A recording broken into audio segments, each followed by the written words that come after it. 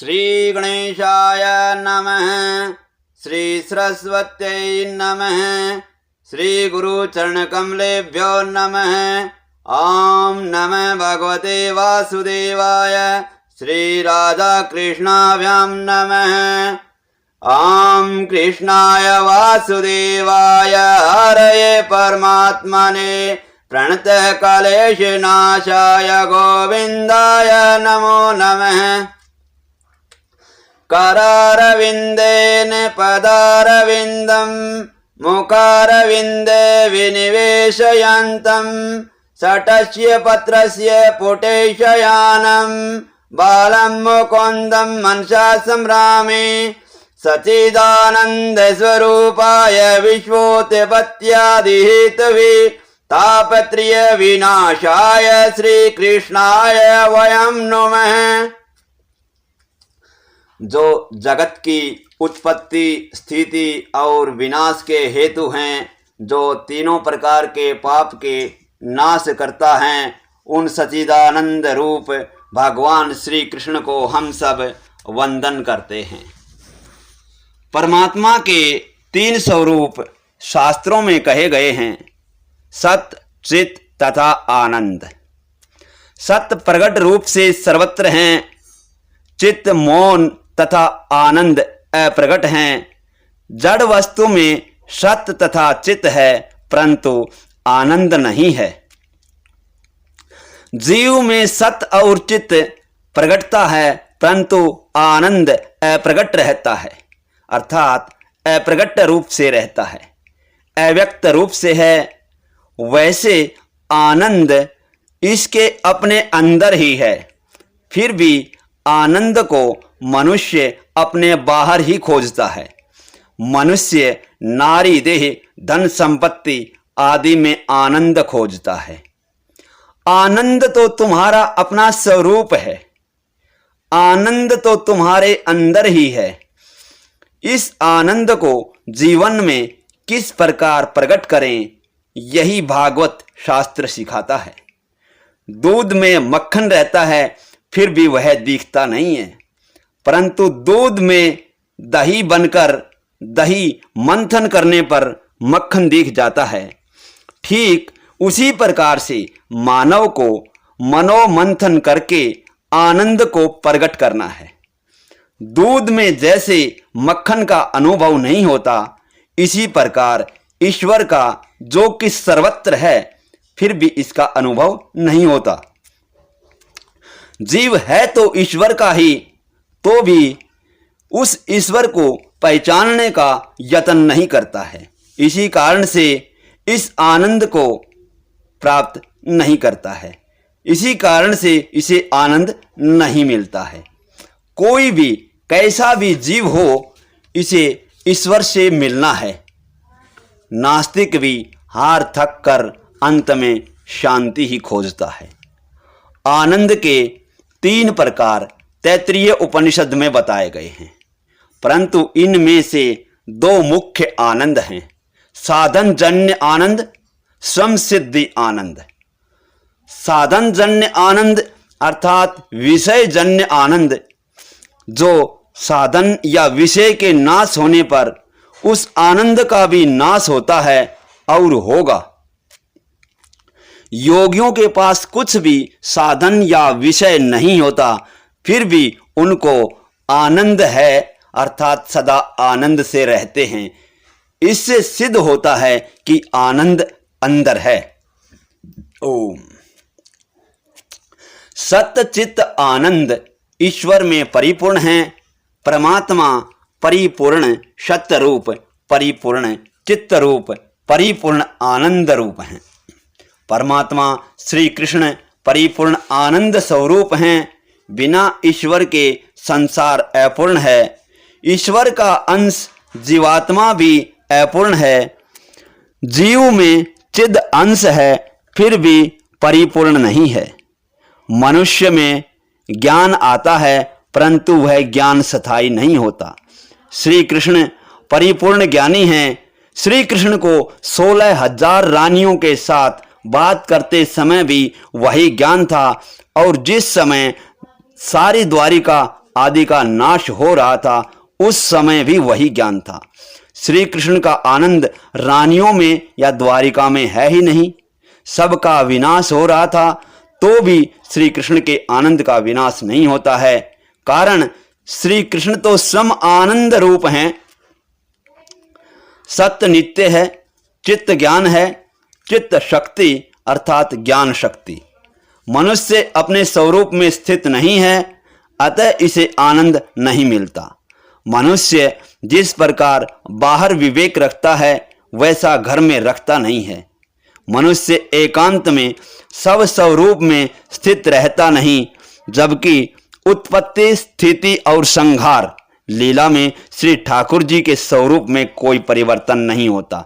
श्री ठाकुर जी संहार को भी अपनी लीला ही मानते हैं। उत्पत्ति, स्थिति और संहार श्री ठाकुर जी की लीला है। परमात्मा तीनों में आनंद मानते हैं और अपने स्वरूप में स्थित रहते हैं। जिसका ज्ञान नित्य टिकता है उसे ही आनंद मिलता है, वही आनंदमय होता है। जीव को यदि आनंद रूप होना है तो उसे सच्चिदानंद आश्रय होना है। वह जीव जब तक परिपूर्ण नहीं होता तब तक उसे शांति नहीं मिलती है, आनंद नहीं मिलता है। संसार का प्रत्येक पदार्थ परिणाम में विनाशी होने के कारण परिपूर्ण नहीं है। परिणाम स्वरूप यह तो भगवान श्री नारायण हैं। इस प्रभु नारायण को जो पहचानता है और उस नारायण के साथ मन को जो तदाकार करता है, उसी का मन नारायण के साथ एक होता है।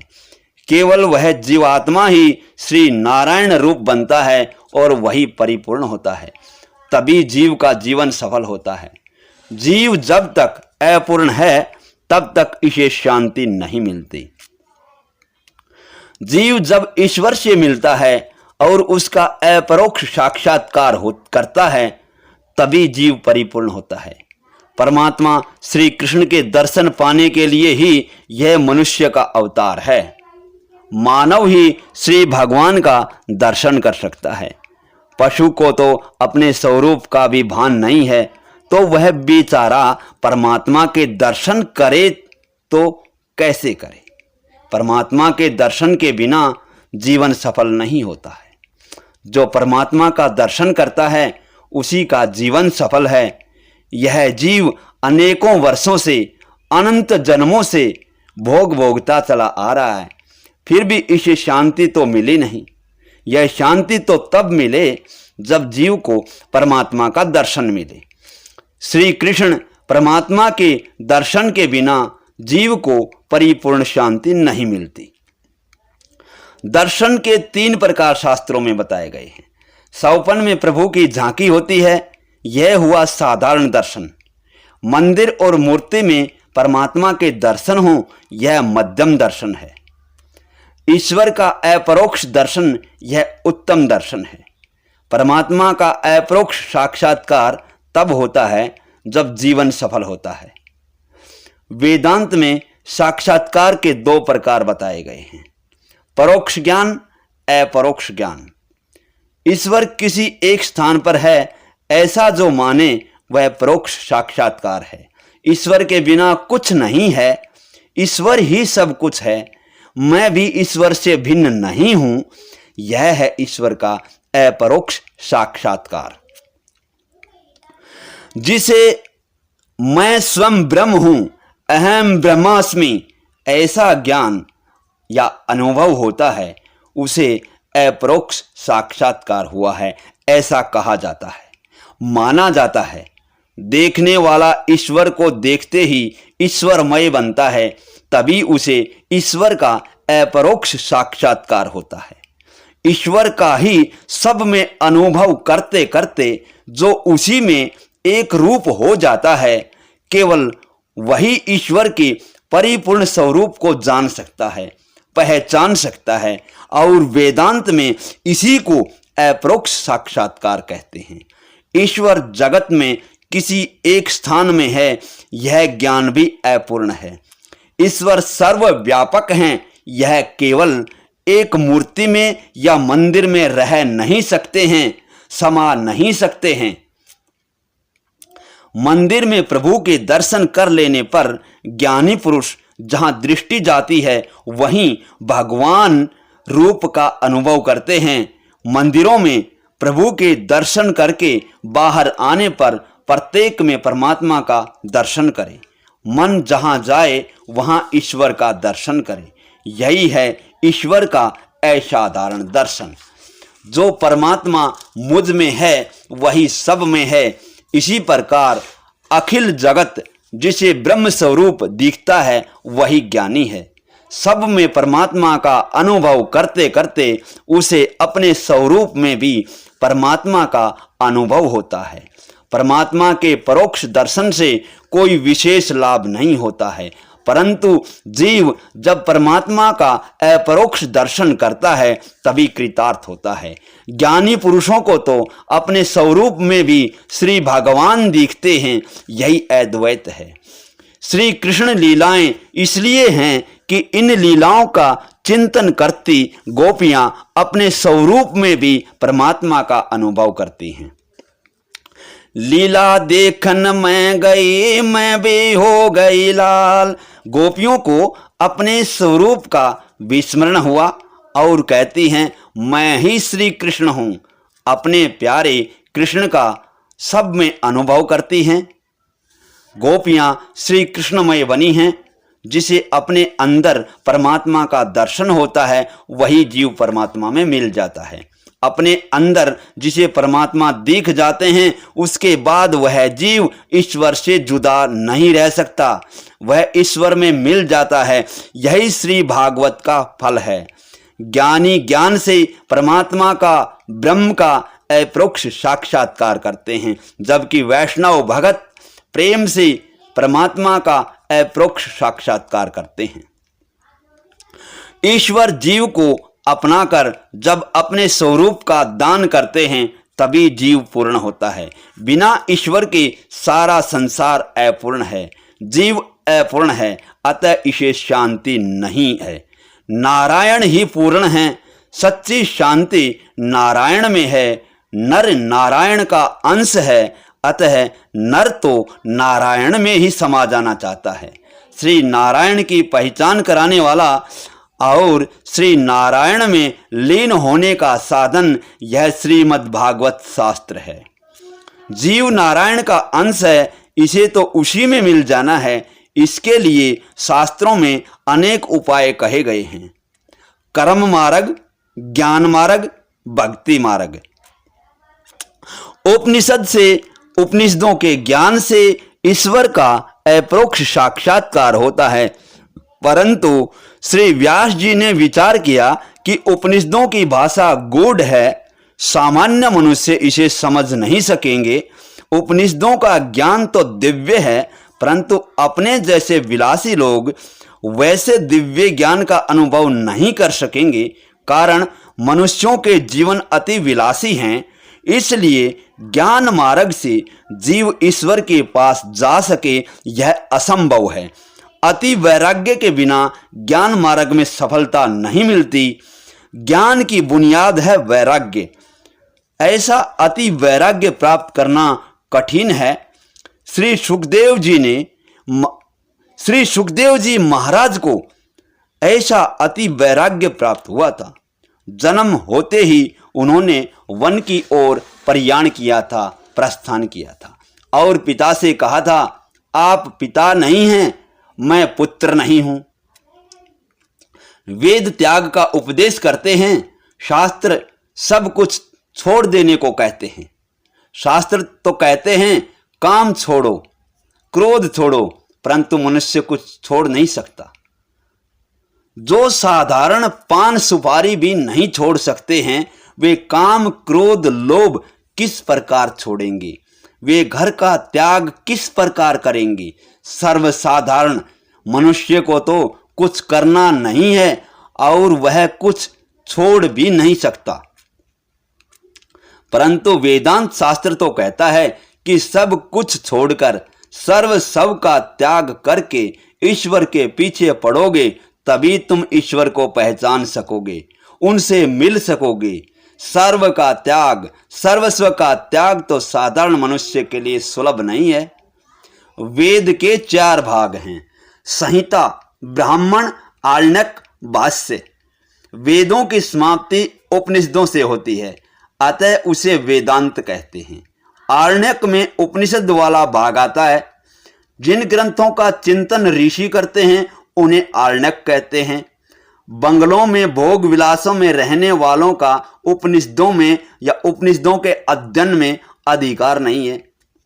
अपने जैसे संसार में फंसे जीव उपनिषदों के ज्ञान को पचा नहीं सकते।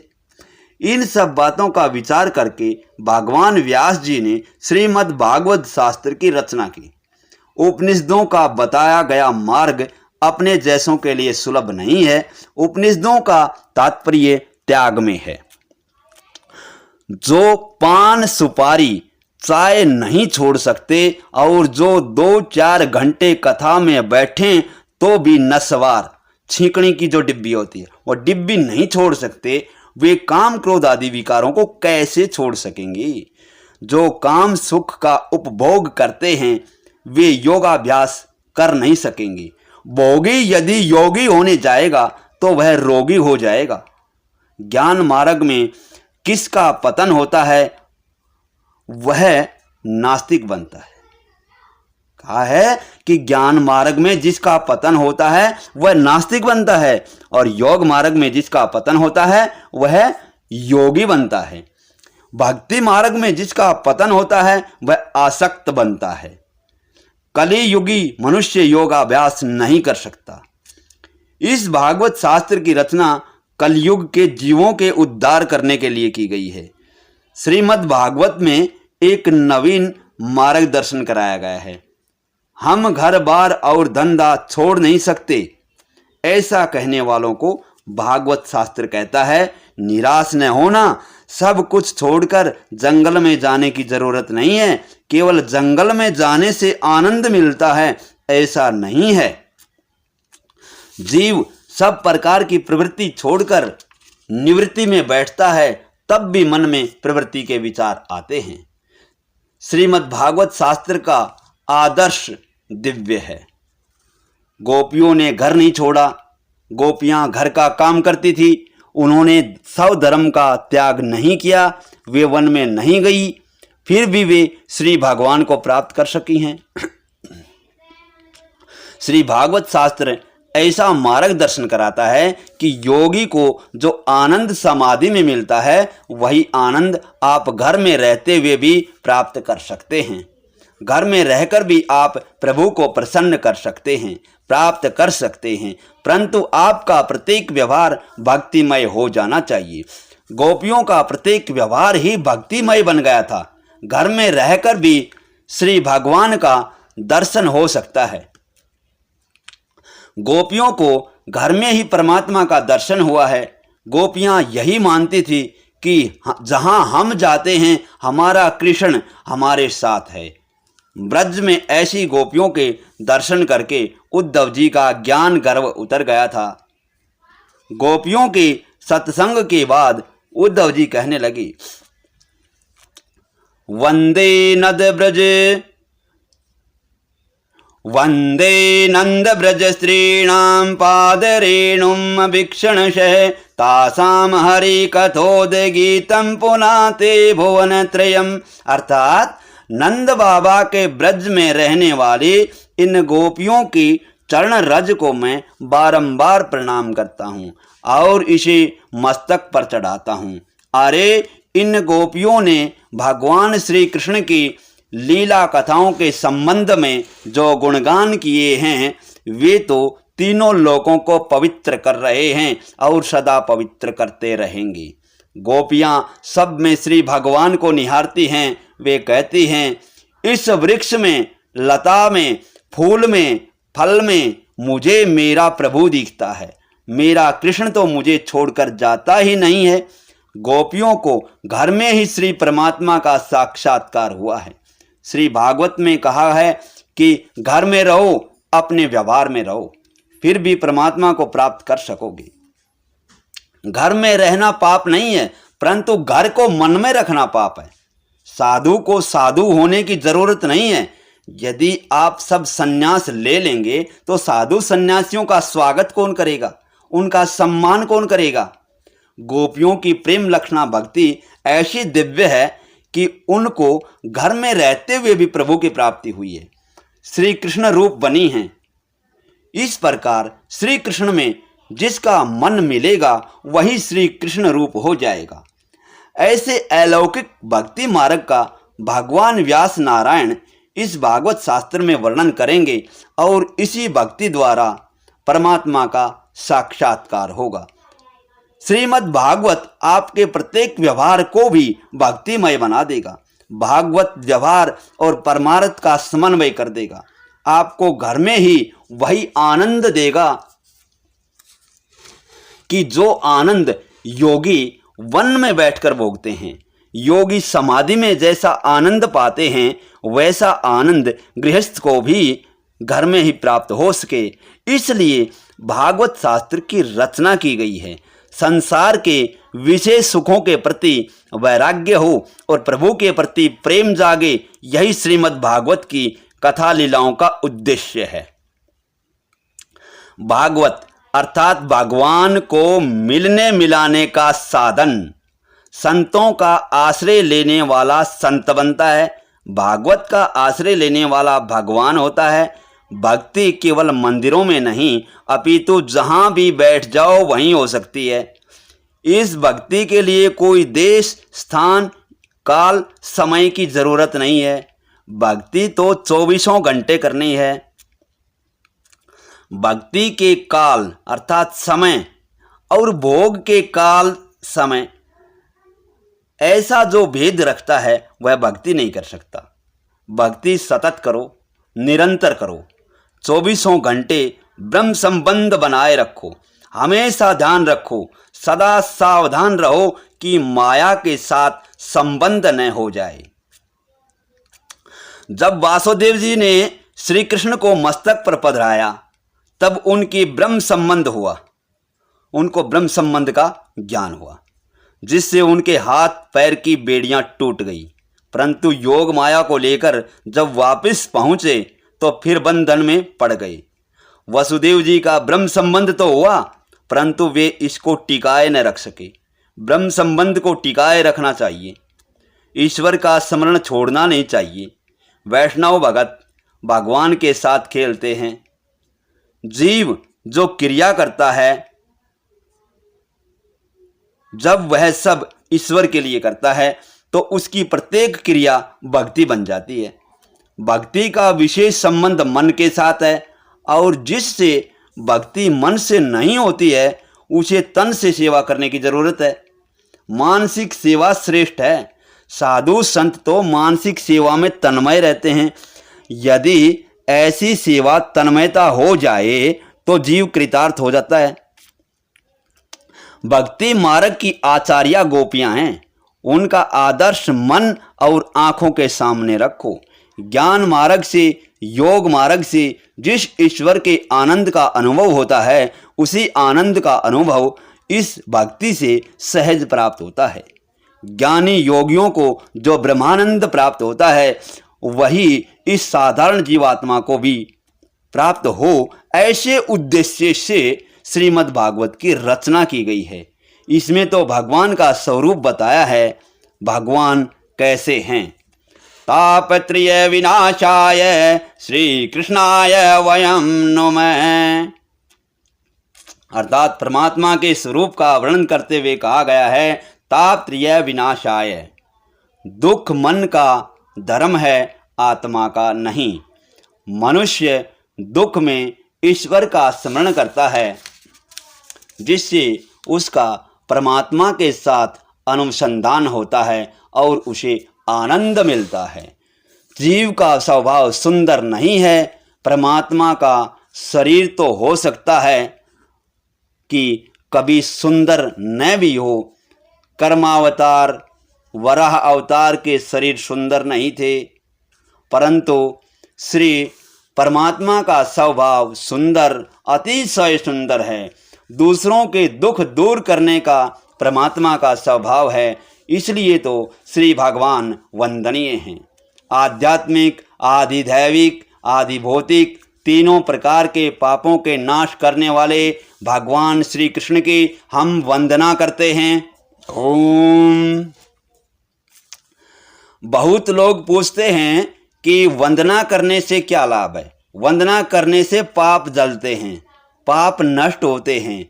श्री राधा कृष्ण की वंदना करेंगे तो आपके सारे पाप नष्ट होंगे।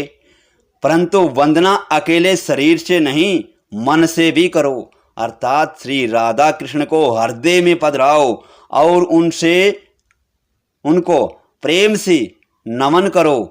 नमन प्रभु को बंधन में डालता है। दुख में जो साथ दे वह ईश्वर है और जो सुख में साथ दे वह जीव है। ईश्वर हमेशा दुख में ही साथ देते हैं, अतः ईश्वर वंदनीय है। ईश्वर ने जिसको सहायता दी है उसको दुख में ही सहायता दी है। पांडव जब तक दुख में थे तब तक श्री कृष्ण जी ने उनकी मदद की, पर पांडव जब सिंहासन पर बैठ गए तब श्री कृष्ण भी वहां से चले गए। ईश्वर जिसे भी मिले हैं दुख में ही मिले हैं। सुख का साथी जीव है और दुख का साथी ईश्वर है। इस बात का सतत मनन करो।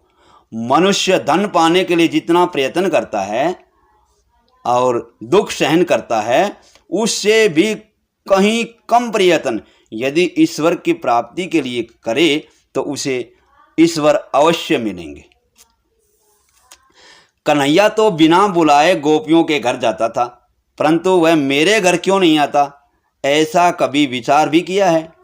आप भी निश्चय ही कीजिए कि मैं ऐसे सत्कर्म करूँगा कि कन्हैया मेरे घर भी आएगा। श्री भगवान के आगे हाथ जोड़ना, मस्तक नवाना, इसका क्या अर्थ है? हाथ क्रिया शक्ति का प्रतीक है। हाथ जोड़ने का अर्थ है मैं अपने इन हाथों से सत्कर्म करूँगा। मस्तक नवाने का अर्थ है मैं अपनी बुद्धि शक्ति को हे नाथ आपको अर्पित करता हूँ। वंदना करने का अर्थ है अपनी क्रिया शक्ति और बुद्धि शक्ति को श्री भगवान को अर्पित करना चाहिए। श्री भगवान को वंदन करने से पाप ताप का नाश होता है। निर्भय होना हो तो प्रेम से भगवान श्री कृष्ण की वंदना करो। मेरे भगवान दया के सागर हैं। केवल वाणी और शरीर से नहीं परंतु हृदय से भी वंदना करो। हृदय से वंदना करने से श्री भगवान के साथ ब्रह्म संबंध होता है। जब भी घर से बाहर निकलो श्री ठाकुर जी की वंदना करके ही निकलो। ईश्वर प्रेम चाहते हैं और प्रेम ही देते हैं। ईश्वर यही मानते हैं कि यह मेरा है और मुझसे भीख मांगता है। वंदना करने से ईश्वर के साथ संबंध होता है। इस जीव का स्वभाव ऐसा है कि वह वंदना नहीं करता है। घर में प्रवेश करते ही घर में पत्नी न हो तो अपने बालक से पूछता है तेरी माता कहाँ गई? परंतु इसकी क्या आवश्यकता है? वह बाहर गई तो तुम बैठकर राम राम कर। बाहर से घर में आओ तो उस समय भी ईश्वर की वंदना करो। मार्ग में चलते हुए भी वंदना करो। परमात्मा श्री कृष्ण की आरंभ में वंदना करो। यह जीव जो प्रेम से प्रणाम करे परमात्मा को तो उस पर श्री परमात्मा प्रसन्न होते हैं। यह जीव चाहे और कुछ न करे, इतना तो करे कि श्री परमात्मा का बारंबार वंदना करे। वंदना करो तो सद्भाव से करो। प्रभु के मुझ पर अनंत उपकार हैं। श्री परमात्मा ने हम पर कितने उपकार किए हैं। बोलने और खाने को जीभ दी है, देखने के लिए आंखें दी हैं, सुनने के लिए कान दिए हैं, विचार करने के लिए मन दिया है। बुद्धि और विचार शक्ति भी परमात्मा ने ही दी है। ईश्वर के उपकारों को याद करो, याद रखो और कहो कि हे भगवान मैं आपका ऋणी हूँ। ऐसी उत्तम भावना के साथ वंदना करो। कहो कि मेरे परमात्मा तूने मुझ पर कृपा की है। तेरी कृपा से मैं सुखी हूँ। मेरे पाप तो अनंत हैं परंतु हे नाथ आपकी कृपाएं भी अनंत हैं। श्री परमात्मा की वंदना उत्तम भावपूर्वक करें तो वह अवश्य सफल होती है।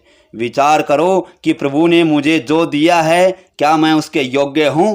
नाथ, मैं तो योग्य नहीं हूँ, मैं तो पापी हूँ। फिर भी श्री ठाकुर जी ने मुझे संपत्ति और प्रतिष्ठा जगत में दी है। जीव योग्य नहीं है, फिर भी जीव को प्रभु ने अधिक दे रखा है।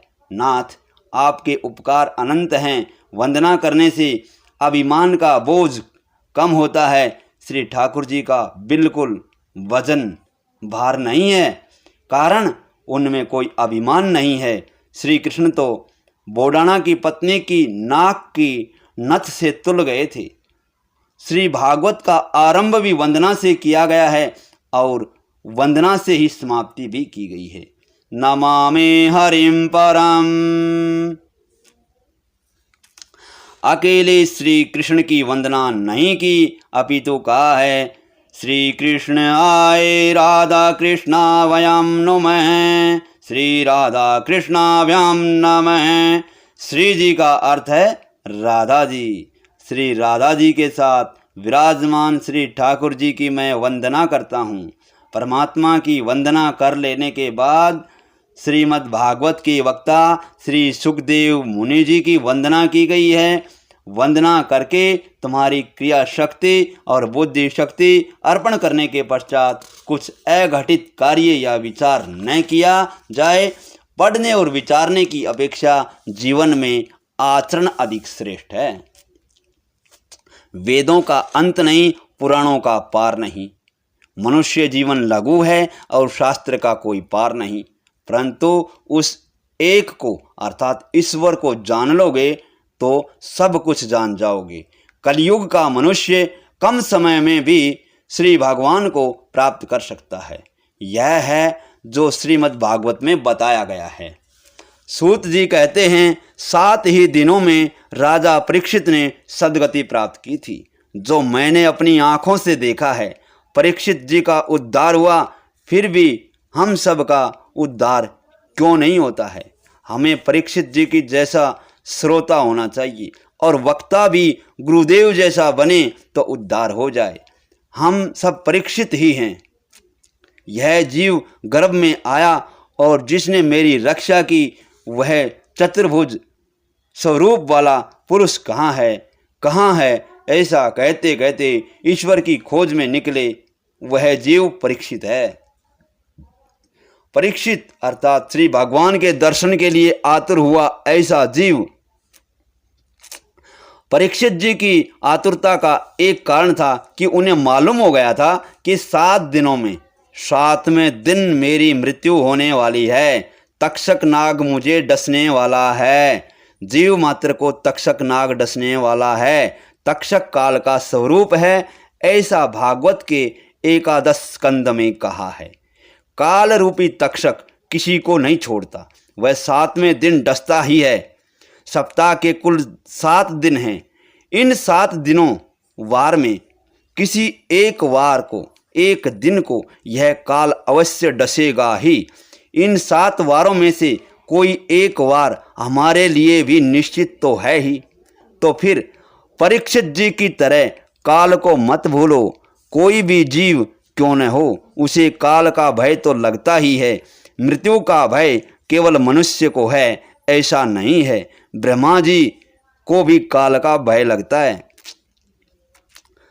श्रीमद् भागवत मनुष्य को निर्भय बनाता है। भागवत में लिखा है कि ध्रुव जी मृत्यु के सिर पर पांव रखकर स्वर्ग में गए थे। परीक्षित राजा समाप्ति में बोले हैं कि मुझे अब काल का भय नहीं रहा, मुझे काल का भय नहीं लगता है। भागवत सुनकर परमात्मा के साथ प्रेम करने पर उसे काल का भय नहीं लगता है। जो भागवत का आश्रय लेते हैं वे निर्भय बनते हैं। लोग मृत्यु को अमंगल मानते हैं, परंतु यह मृत्यु अमंगल नहीं है। मृत्यु काल परमात्मा की सेवक है, अतः मंगल भी है। श्री ठाकुर जी को लगता है कि मेरा बालक अब योग्य बना है, तो वे मृत्यु को आज्ञा देते हैं कि उस जीव को पकड़कर ले आओ जिसे पाप करने का विचार भी नहीं आता है। उसका मृत्यु मंगलमय होता है। जीवन में मनुष्य मृत्यु का सच्चा भय नहीं रखता है। इसी से उसका जीवन भी बिगड़ता है और मरण भी। अंत काल में मनुष्य को जो घबराहट होती है वह काल के डर से नहीं अपितु अपने किए हुए पापों की याद से होती है। पाप करते समय तो मनुष्य डरता नहीं है, डरता है तब जबकि पापों की सजा भुगतने का समय आता है। व्यवहार में लोग एक दूसरे का भय रखते हैं, मुनीम सेठ का भय रखता है, कारकुन अधिकारी का, इत्यादि इत्यादि, जबकि मनुष्य किसी भी दिन ईश्वर का भय नहीं रखता है, इसलिए वह दुखी होता है। भागवत मनुष्य को निर्भय बनाता है। श्री भागवत का आश्रय लेने से निर्भयता प्राप्त होती है।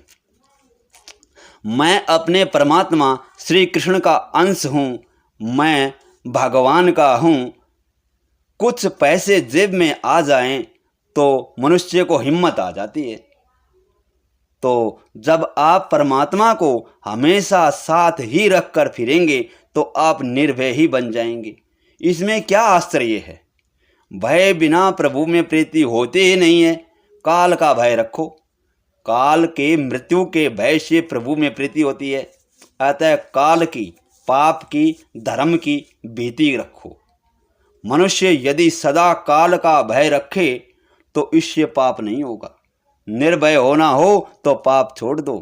श्री भागवत शास्त्र हमें निर्भय बनाता है।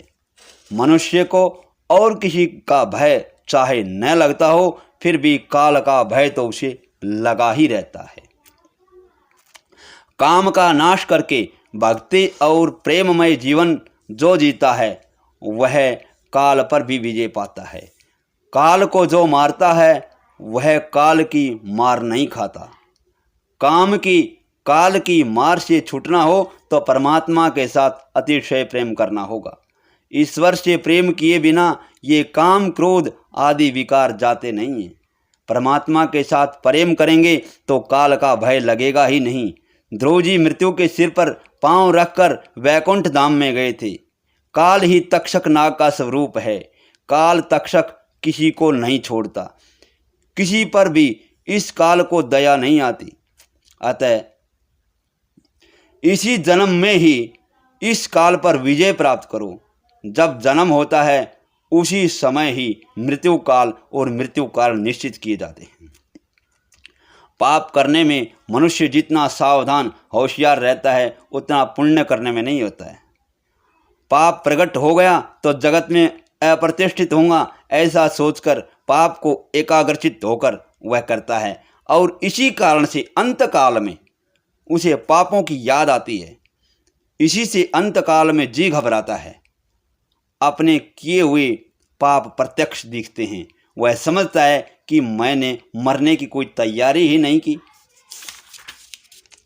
मेरा अब क्या होगा। मनुष्य और तो सभी कामों के लिए तैयारी करता है परंतु मरने की तैयारी करता ही नहीं। जिस प्रकार शादी की तैयारी करते हो उसी प्रकार खुशी से धीरे धीरे मरने की भी तैयारी करो। मौत के लिए सदा सावधान रहो। मृत्यु अर्थात परमात्मा को बीते हुए जीवन का हिसाब देने का पवित्र दिन। श्री भगवान पूछेंगे, मैंने तुम्हें आंखें दी थी, तुमने उनसे क्या किया? कान दिए थे, तुमने उनका क्या उपयोग किया? तुम्हें तन और मन दिए थे तो उनका तुमने क्या किया? इस हिसाब में जो गड़बड़ होगी तो घबराहट होगी। साधारण इनकम टैक्स ऑफिसर को हिसाब देना होता है तो भी मनुष्य को घबराहट होती है और वह ठाकुर जी की प्रार्थना करता है कि हे प्रभु, मैंने तो अलग अलग बही बना रखी है परंतु तुम मेरा ध्यान रखना। 1 वर्ष के हिसाब देने में इतनी घबराहट होती है तो फिर सारे जीवन का हिसाब देते समय क्या दशा होगी। प्रभु ने हमें जो दिया है उसका हिसाब देना ही पड़ेगा। मृत्यु को उज्जवल करना हो तो प्रत्येक क्षण उसे उजागर करो। आँख का सदुपयोग करो, धन का सदुपयोग करो, वाणी का सदुपयोग करो, मृत्यु उज्जवल होगी। प्रत्येक क्षण जो ईश्वर का स्मरण करता है उसी की मृत्यु सुधरती है। श्री भागवत मृत्यु सुधारता है। रोज शमशान में जाने की जरूरत नहीं है परंतु शमशान को रोज याद करने की जरूरत है। श्री शंकर शमशान में विराजमान रहते हैं। वे ज्ञान के देवता होने से शमशान में विराजते हैं। शमशान तो ज्ञान भूमि है। शमशान में समभाव जागते हैं अतः ज्ञान प्रकट होता है। इसलिए शमशान ज्ञान भूमि है। जहाँ समभाव जागे उसी का नाम शमशान। समभाव का अर्थ है असंभाव का अभाव। समभाव ही ईश्वर भाव है। मनुष्य सब में समभाव रखकर व्यवहार करे तो उसका मरण सुधरता है। सर्व में समभाव ईश्वर भाव जागे तो जीव दीन बने, धन्य भाव आए। परमात्मा को प्रसन्न करने का साधन भी धन्य भाव ही है। मनुष्य को अमर होना है। श्रीमद् भागवत की कथा अमर है। अमर कथा का जो आश्रय लेता है वह अमर हो जाता है। राजा परीक्षित और सुखदेव जी अमर हैं। श्री भागवत की कथा आपको अमर बनाती है और भक्ति रस का दान करती है। भक्ति से मीराबाई द्वारिकाधीश में और गौरांग प्रभु जगदीश में सैदेह समा गई और अमर हो गई। श्रीमद् भागवत की कथा सुनो तो अनायास ही समाधि लग जाती है। योग और तप के बिना श्री भगवान से मिलने का कोई साधन है तो वह है भागवत शास्त्र। भागवत के भगवान इतने सरल हैं कि वे सबके साथ बोलने को तैयार हैं, जबकि वे तो किसी अधिकारी के साथ ही बोलते हैं। भागवत शास्त्र मनुष्य को निसंदेह बनाता है। इस कथा में सब आ जाता है। बुद्धि का परिपाक, ज्ञान का परिपाक, जीवन का परिपाक आदि हो जाने पर भगवान व्यास जी ने इस ग्रंथ की रचना की है। भगवान के नाम का जाप करते हुए प्रेम से इस कथा का श्रवण करो, तुम निसंदेह हो जाओगे। भागवत नारायण स्वरूप हैं, परिपूर्ण हैं। इसके श्रवण से आस्तिक को मार्गदर्शन मिलेगा और नास्तिक होगा वह आस्तिक बनेगा। सुखदेव मुनि जी जैसे आत्माराम मुनि ने सर्वस्व छोड़ा, सब कुछ छोड़ा, परंतु वे भी इस कथा को नहीं छोड़ सके। ये कहा है कि सुखदेव जी जैसे आत्माराम मुनि ने सर्वस्व छोड़ा, परंतु वे भी इस कथा को नहीं छोड़ सके, इस भागवत कथा को नहीं छोड़ सके। आत्माराम कोटि के महात्मा भी इस श्री कृष्ण कथा में मस्त बने रहते हैं, पागल बने रहते हैं। सिद्ध, आस्तिक, नास्तिक, पामर प्रत्येक को यह कथा जीवन का दान करती है। व्यवहार का ज्ञान भी भागवत में आएगा। भागवत में ज्ञान योग, कर्म योग, समाज धर्म, स्त्री धर्म, आपद धर्म, राजनीति आदि का ज्ञान भरा है। यह एक ऐसा शास्त्र है कि जिसके श्रवण और मनन करने पर कुछ जानने जैसा बाकी रहता ही नहीं है। साधक को साधन मार्ग में कैसे कैसे संशय आते हैं, इन सब का विचार करके व्यास भगवान जी ने यह कथा रची है। व्यास जी ऐसा मानते हैं कि जो कुछ मेरे इस भागवत में नहीं वह जगत के किसी अन्य ग्रंथ में भी नहीं है। जो भागवत में है केवल वही अन्य ग्रंथों में है। यदि हास्ति तदन्यत्र यन्य हास्ति न कुत्रचित।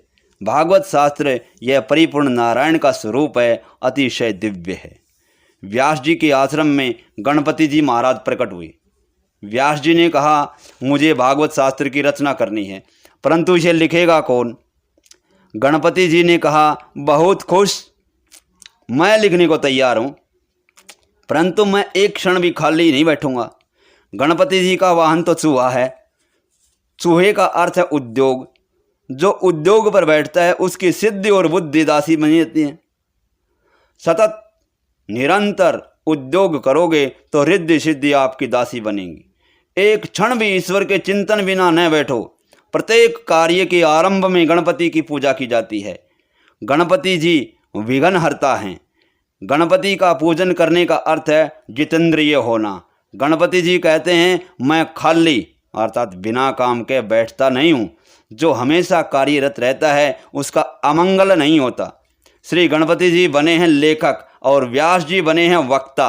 श्री गणपति जी ने कहा मैं एक क्षण भी खाली नहीं बैठूंगा, आपको 24 घंटे कथा कहनी होगी। तभी व्यास जी ने कहा मैं जो कहूँ वह योग्य है या अयोग्य उसका पहले विचार करें और विचार पूर्वक ही लिखें। 100 श्लोक हो जाने पर व्यास जी एक ऐसा कूट श्लोक कह देते थे कि जिससे गणपति जी को विचार करने में समय लग जाता था और इतने समय में व्यास जी अन्य काम पूरे कर लेते थे।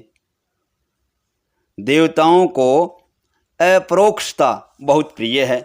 लिखा है कि राजा चित्रकेतु की 1 करोड़ रानियां थी। संसार के विषयों को जो मन में रखता है वही चित्रकेतु है। संसार के सर्व चित्र जिसके मन में बैठ गए हों वही चित्रकेतु है। ऐसा मन जब विषयों में तन्मय हो जाता है तभी वह मन 1 करोड़ रानियों के साथ रमण करता है। ऐसा इसका अर्थ है कि चित्रकेतु की करोड़ रानियां थी। श्री भागवत में अनेकों बार ऐसे प्रसंग आते हैं जिनका श्रोता और वक्ता विचार करें कि उनका लक्ष्यार्थ क्या है। इस बात का भी हम विचार करें कि इसके लिए व्यास जी ने अतिशयोक्ति भी की है और लिखा है जैसे कि हिरण्याक्ष के मुकुट का अग्रभाग स्वर्ग से स्पर्श करता था और उसके शरीर से दिशाएं आच्छादित हो जाती थी। लोभ दिन प्रतिदिन बढ़ता ही जाता है। यह तत्व बताने का उनका इस कथन से उद्देश्य था। सत्कर्म में विघ्न आते हैं, इसलिए 7 दिन की कथा का क्रम बताया गया है। अन्यथा सूत जी और शौनक आदि की कथा 1000 दिन तक चली थी। विघ्न न आए इसलिए व्यास जी सर्वप्रथम श्री गणेशाय नमः कहकर गणपति महाराज की वंदना करते हैं। इसके पश्चात सरस्वती जी की वंदना करते हैं। सरस्वती जी की कृपा से मनुष्य में समझ आती है। फिर सद्गुरु की वंदना करते हैं और इसके बाद श्री भागवत के प्रधान देव श्री कृष्ण की वंदना करते हैं। मैंने भागवत शास्त्र की रचना तो कर दी, परंतु इस ग्रंथ का प्रचार कौन करेगा? व्यास जी ने वृद्धावस्था में इस ग्रंथ की रचना की है, अतः वे स्वयं तो इस ग्रंथ का प्रचार कर नहीं पाएंगे। वृद्धावस्था में इस ग्रंथ की रचना कर लेने पर उनको चिंता हुई, यह शास्त्र अब मैं किसको दूं? श्री भागवत शास्त्र मैंने मानव समाज के कल्याण के लिए रचा है। श्री भागवत की रचना करके मैंने कलम रख दी। अब तक मैंने बहुत बोला, मैंने बहुत कुछ लिखा। अब मैं ईश्वर के साथ अपना संबंध जोड़ूंगा। मेरा जीव जो प्रभु से अलग हो गया था वह श्री कृष्ण के सम्मुख हो, इसलिए मैंने भागवत शास्त्र बनाया है। भागवत यह प्रेम का शास्त्र है। इस प्रेम शास्त्र का प्रचार तो वही कर सकता है जो अतिशय विरक्त हो। श्री कृष्ण को छोड़कर अन्य के साथ प्रेम करने वाले इस कथा के अधिकारी नहीं हैं। ऐसा कौन मिलेगा? संसार सुख भोगने के बाद तो बहुतों को वैराग्य आता है, परंतु जन्म से जिसने वैराग्य अपनाया है वैसा कौन मिलेगा? किसी योग्य पुत्र को यह ज्ञान दे दूं कि जिससे वह जगत का कल्याण करे। ऐसा विचार करके वृद्धावस्था में भी व्यास जी को पुत्रेषणा जागी। भगवान शंकर वैराग्य के स्वरूप हैं। शिव जी मुझ पर कृपा करें और मेरे यहाँ पुत्र रूप से आएं, तभी यह कार्य संपूर्ण वैराग्य है। जन्म से रुद्र का जन्म है वही, परंतु महारुद्र का जन्म नहीं है। श्री सुखदेव जी भगवान शिव परब्रह्म हैं, संपूर्ण का जन्म नहीं प्राप्त किया है। व्यास जी ने शंकर जी की आराधना की। शिव जी महाराज प्रसन्न हुए। व्यास जी ने मांगा, समाधि में जो आनंद आप भोगते हैं वही आनंद जगत को देने के लिए आप मेरे घर पुत्र रूप से पधारिए। भगवान शंकर को तो इस संसार में आना प्रिय नहीं लगता है। संसार में आने पर माया गले लग जाती है। कोयले की खदान में जाने पर हाथ पैर काले होते ही हैं, बिना काले हुए नहीं रह सकते। व्यास जी ने कहा, महाराज आपको तो संसार में आने की कोई ज़रूरत नहीं है, परंतु अनंत जीवों के कल्याण करने के लिए आप कृपा कीजिए और आइए। आपको माया कैसे प्रभावित कर सकती है? शिव जी ने विचार किया कि समाधि में आनंद का अनुभव करता हूँ, यदि वैसा आनंद जगत को न दूँ तो मुझे स्वार्थी कहा जाएगा। समाधि के आनंद का दान मुझे जगत को करना चाहिए। ऐसा विचार करके शिवजी महाराज अवतार लेने को तत्पर हो गए। श्री सुखदेव जी भगवान शिव जी के अवतार थे अतः वे जन्म से ही पूर्ण निर्विकार थे। जो जन्म से विरक्त होता है वही 16 आने वैरागी कहलाता है। ज्ञानी पुरुष माया का संग नहीं रखते हैं। ज्ञानी पुरुष माया से सदा असंग रहने का प्रयत्न करते हैं। अतः वैष्णव भगत माया में ईश्वर का अनुभव करते हैं। श्री सुखदेव जी के जन्म की कथाएं दूसरे पुराण में भी हैं। श्री सुखदेव जी 16 वर्ष तक माँ के पेट में रहे थे। माँ के पेट में 16 वर्ष तक परमात्मा का ध्यान किया। श्री व्यास जी ने पूछा, तुम बाहर क्यों नहीं आते हो? श्री सुखदेव जी ने उत्तर दिया, मैं संसार के भय से बाहर नहीं आता हूँ, मुझे माया का भय लगता है। इस पर श्री द्वारिका नाथ जी ने आश्वासन दिया कि मेरी माया तुझे नहीं लग सकेगी। तब श्री सुखदेव जी मुनि माता के गर्भ से बाहर आए। श्री सुखदेव जी की ब्रह्मनिष्ठा, वैराग्य, अलौकिक प्रेम लक्षणा भक्ति देखकर व्यास जी भी श्री सुखदेव जी को मान देते हैं। जन्म होते ही श्री सुखदेव जी वन की ओर जाने लगे, जंगल की तरफ चल पड़े। तो उनकी माता अरणी देवी ने प्रार्थना की, मेरा पुत्र निर्विकार परम ब्रह्म रूप है, यह मेरे यहाँ से दूर न जाए, इसे रोको, इसे रोको। व्यास जी उसे समझाते हैं, जो हमें अति प्रिय लगता हो वही परमात्मा को अर्पण करना चाहिए, वह तो जगत का कल्याण करने जा रहा है। तत्पश्चात श्री व्यास जी भी विवल हो उठे हैं। विचार करते हैं, अब यह तो जाता है, फिर कर आने वाला है नहीं। व्यास जी महाज्ञानी थे, फिर भी पुत्र के पीछे दौड़ पड़े हैं। व्यास जी नारायण श्री सुखदेव जी को बुलाते हैं, हे पुत्र वापिस लौटो, मुझे छोड़कर जाना नहीं। मैं तुम्हें लगन विवाह करने के लिए आग्रह नहीं करूँगा। तो भी श्री कृष्ण का ध्यान करते करते और सबका भान भूले हैं।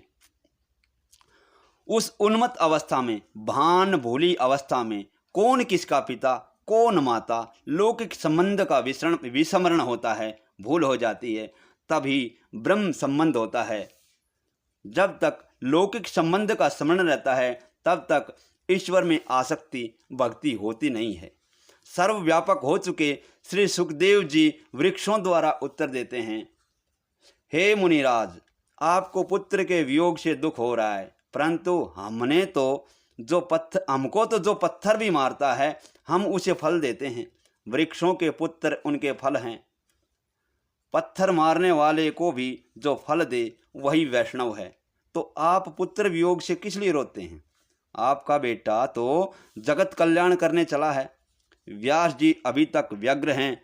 इस पर सुखदेव जी ने कहा, यह जीव तो अनेक बार पुत्र बना और अनेक बार पिता बना है। वासनाओं से बंधा जीव अनेक बार पिता पुत्र स्त्री बनता है। अनेकों बार पूर्व जन्म के शत्रु भी घर में आ जाते हैं। अपनी वासनाओं के कारण दादा ही पोता बनकर आता है। वासना ही सदा पुनर्जन्म का कारण बनती है। पिताजी, मेरे और आपके अनेक जन्म हुए हैं, पूर्व जन्म याद नहीं रहते हैं। यही अच्छा है पिताजी, न तो आप मेरे पिताजी हैं और न ही मैं आपका पुत्र। आपके और मेरे सच्चे पिता तो श्री नारायण हैं। वास्तव में तो जीवन का सच्चा संबंध ईश्वर के साथ है। पिताजी, मेरे पीछे ना पड़ो, श्री भगवान के पीछे पड़ो। आप अपना जीवन परमात्मा के लिए बनाइए। मुझे जो आनंद मिला है वह आनंद मैं जगत को देने जाता हूँ।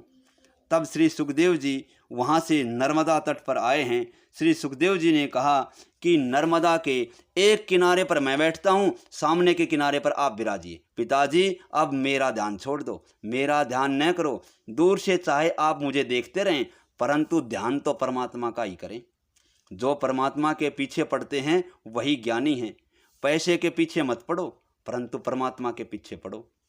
भागवत की कथा सुनने के बाद आप भी परमात्मा के पीछे पड़ो, तभी कथा श्रवण सार्थक होगा। यह नर जो नारायण के पीछे पड़े तो कृतार्थ होता है। व्यास जी अपनी पत्नी को समझाते हैं कि यदि शुक्र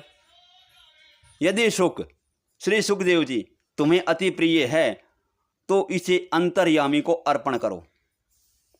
जो हमें अति प्रिय लगता हो वह प्रभु को दें तो हम भी प्रभु को प्रिय लगेंगे। ऐसे सर्वभूत हृदय स्वरूप मेरे जगत गुरु श्री सुखदेव जी के चरणों में मैं बारंबार वंदन करता हूँ। श्री सूत जी ने श्री सुखदेव जी को प्रणाम करके इस कथा का आरंभ किया है। एक बार नैमिषारण्य के क्षेत्र में शौनक जी ने सूत जी से कहा कि आज तक कथाएं तो बहुत सुनी हैं, अब कथा का सार तत्व सुनने की इच्छा है। हमें अब कथा नहीं सुननी है, सब कथाओं का सारभूत क्या है वह सुनना है। कथा सारम्भम कर्णरसायनम, ऐसी कथा सुनाइए कि हमारी भगवान श्री कृष्ण में भक्ति दृढ़ हो, हमें श्री कृष्ण की प्राप्ति हो। जैसे मक्खन सबका सार तत्व है, वैसे सबका सार तत्व श्री कृष्ण भगवान हैं। श्री ठाकुर जी को मक्खन बहुत प्रिय है, लाला लल्ला को मक्खन प्रिय है। लाला को मक्खन भाए रे, कुछ और न काम आए रे। मक्खन सबका सार है और परमात्मा सार भोगी हैं। आज तक बहुत ग्रंथ पढ़े हैं, जिसे परमात्मा को प्राप्त करना है ऐसे साधक को आज्ञा है कि वह बहुत ग्रंथ न पढ़े। अनेक ग्रंथ पढ़ने से बुद्धि में विक्षेप खड़ा हो जाता है। हमारे भगवान श्री बालकृष्ण सार भोगी हैं, अतः वैष्णव भगत सार भोगी हैं। अतः सर्व कथाओं का सार तत्व सुनने की इच्छा हुई। जीव प्रकृति के भोग छोड़ो और श्री कृष्ण से मन जोड़ो तो जीव भी शिव बन जाए। भागवत मक्खन है, दूसरे शास्त्र दूध दही जैसे हैं। सारे शास्त्रों में सार रूप यह श्री कृष्ण कथा है। शौनक जी कहते हैं कि ज्ञान और वैराग्य के साथ भक्ति बढ़े, ऐसी सारभूत कथा सुनाओ। ज्ञान बढ़े, भक्ति बढ़े, ऐसा सार तत्व सुनाएं कि जिससे हम भगवान का प्रत्यक्ष दर्शन करें। ज्ञान वैराग्य के साथ भक्ति बढ़ाने के लिए यह कथा है। कथा रोने के लिए होती है। महान भक्तों के, महान पुरुषों के चरित्र सुनकर हमें ज्ञान होता है कि ओह, मैंने अपनी आत्मा के उद्धारार्थ तो कुछ किया ही नहीं। कथा सुनने के बाद यदि अपने पापों के पश्चाताप हो और प्रभु के प्रति अपने हृदय में प्रेम जगे, तभी कथा श्रवण सार्थक होता है। संसार के विषयों के प्रति वैराग्य न हो और प्रभु के प्रति प्रेम न जगे तो ऐसी कथा ही नहीं है। ब्रह्मा जी ने नारद जी से आज्ञा की है, बेटा कथा ऐसी कर जिससे लोगों को मेरे प्रभु के प्रति भक्ति जागे। कथा मनुष्य के जीवन को सुधारती है, जीवन का परिवर्तन करती है। कथा मनुष्य के जीवन में क्रांति करती है। कथा सुनकर भी यदि जीवन में कुछ परिवर्तन न हो तो मानो कि तुमने कथा सुनी ही नहीं है। शौनक मुनि ने इसलिए प्रार्थना की है कि मेरा ज्ञान बढ़े, मेरी भक्ति बढ़े, ऐसी कथा कर। अकेली भक्ति बढ़े ऐसा नहीं कहा है, भक्ति ज्ञान और वैराग्य के साथ साथ बढ़े। हलवे में लौकिक दृष्टि से गेहूं की कीमत कुछ अधिक नहीं है, किंतु आटे के बिना हलवा नहीं बन सकता। तत्व की दृष्टि से विचार करें तो आटे की कीमत भी घी जितनी ही है। हलवा बनाने में घी, गुड़ और आटे की ज़रूरत एक सी है। इसी प्रकार ज्ञान वैराग्य और भक्ति की ज़रूरत एक समान ही है और जीवन में इन तीनों की ज़रूरत है। 16 अन्य ज्ञान और वैराग्य आए तभी जीवन का जीव भाव जाता है।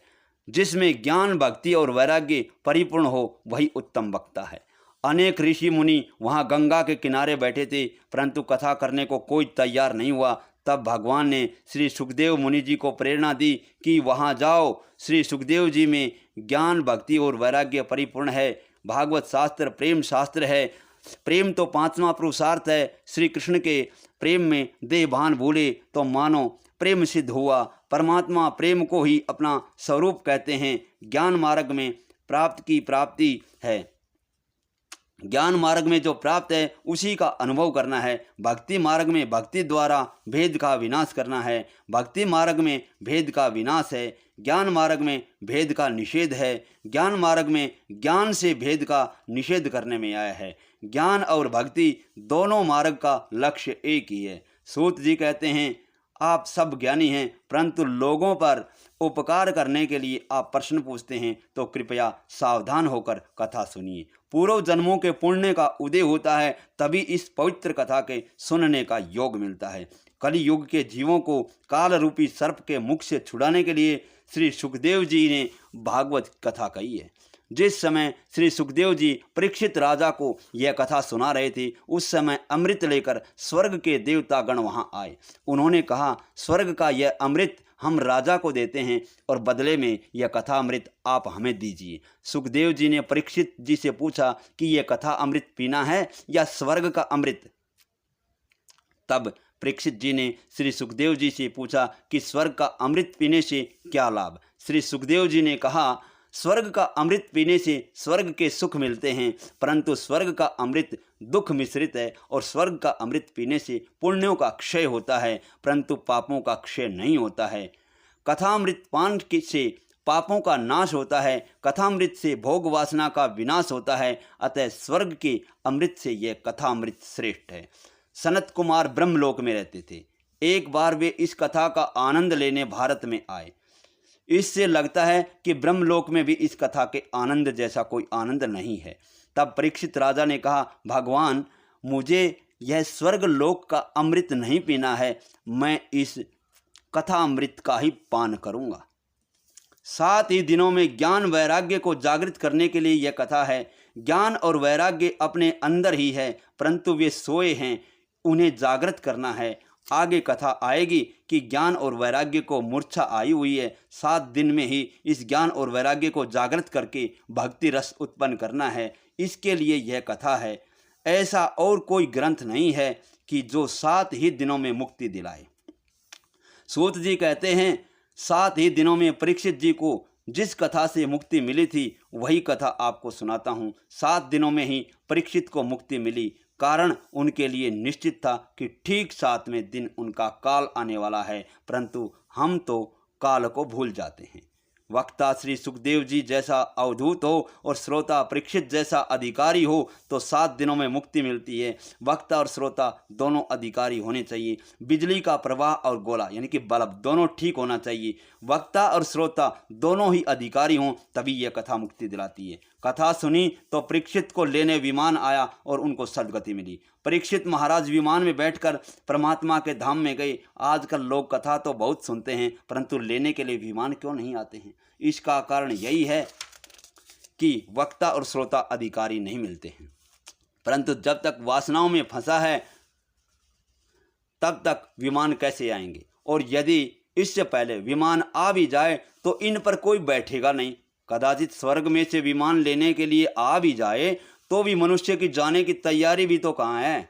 हम सब विकार और वासनाओं में बंधे हुए हैं। मनुष्य पत्नी, पुत्र, धन, घर आदि में फंसा है। जब तक ये आसक्ति छूटेगी नहीं तब तक मुक्ति नहीं है।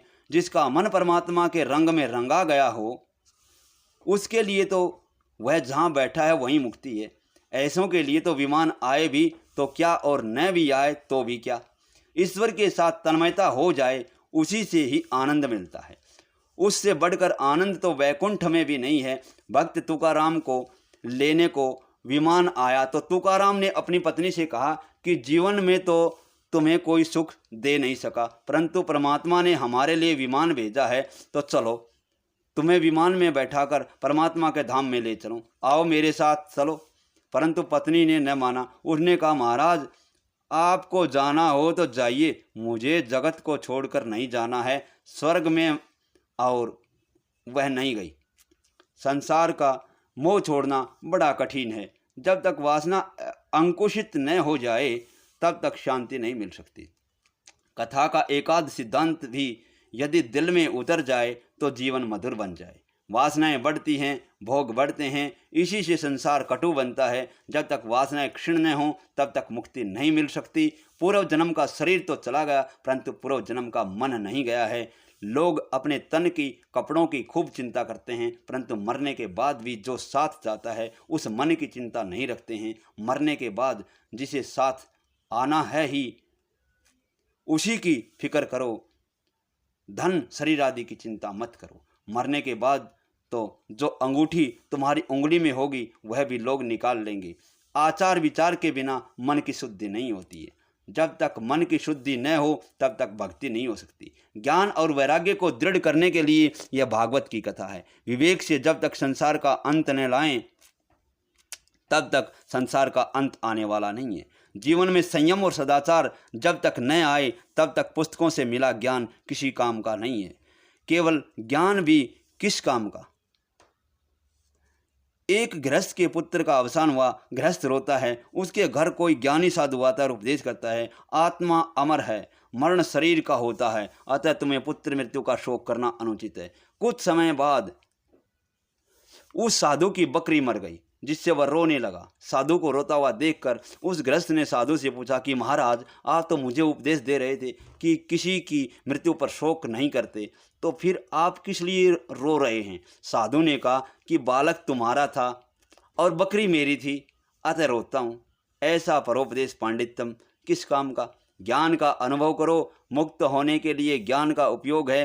कथा जीवन को सुधारती है, जीवन को पलट देती है। कथा सुनने पर जीवन पलट न जाए तो मानो कि कथा बराबर सुनी ही नहीं है। कथा मुक्ति देती है, ये बात बिल्कुल सच है। रोज मृत्यु की 1-2 बार याद करते रहो। शायद आज ही मुझे यमदूत पकड़ने आ जाएं तो मेरी क्या दशा होगी। यदि ऐसा आप रोज सोचोगे तो पाप नहीं होगा। मनुष्य मरण का विचार तो रोज ही करता है। यदि वह रोज नहीं करता है परंतु भोजन का विचार रोज करता है। इस भागवत शास्त्र की महिमा का वर्णन दूसरे बहुत से पुराणों में किया गया है, परंतु सामान्यतः पद्म पुराण के अंतर्गत महात्म्य का वर्णन करते हैं। अब श्री भागवत की महिमा का वर्णन करना है। इस श्री भागवत की महिमा का वर्णन करते हैं। इस कथा का महात्म्य एक बार सनत कुमारों ने श्री नारद जी से कह सुनाया था। महात्म्य में लिखा है कि बड़े बड़े ऋषि और देवता ब्रह्मलोक छोड़ के विशाल क्षेत्र में इस कथा को सुनने के लिए आए थे। इस कथा में जो आनंद मिलता है वह ब्रह्मानंद से भी श्रेष्ठ है। अर्थात योगी तो केवल अपना ही उद्धार करता है, जबकि सत्संगी अपने साथ अपने संग में आए हुए सभी का उद्धार करता है। बद्री का आश्रम में सनत कुमार पधारे हैं, जिसे लोग बद्री का आश्रम कहते हैं, वही विशाला क्षेत्र है। श्री राधा कृष्णाभ्याम नमः। ओम क्रीं कृष्णाय नमः। ओम कृष्णाय वासुदेवाय हरये परमात्मने प्रणत क्लेशनाशाय गोविंदाय नमो नमः। करारविन्देन पदारविन्दं मुखारविन्दे विनिवेशयन्तं शटस्य पत्रस्य पुटे शयानं बालं मुकुन्दं मनसा संभ्रामि।